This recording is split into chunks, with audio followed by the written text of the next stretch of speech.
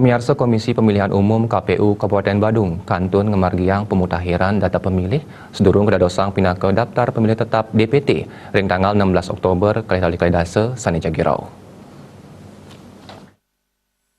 Ketua KPU Badung Iwayan Semara Cipta Mausang kantos mangkin daftar pemilih sementara DPS ring Badung akehnya nih 306 dasa 3 tali 505 diri pemilih untuk 909 dasa pitu TPS.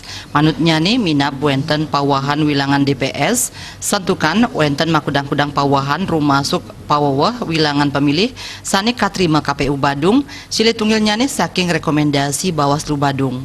Minakadi ring lapas kerobokan sani kerencanayang kali TPS mangkin kawah menado siki TPS Kemanten.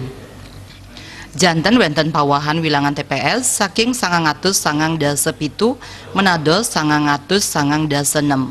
Sapunika taler wilangan pemilih jantan Persidemawah.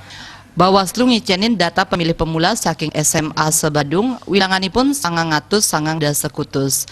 Risampun kepastikayang ring Disduk Capil Badung sanes sampun ngemargiang perekaman data sani jangkep. Dewa Sanjaya dan Pos Nguningayang.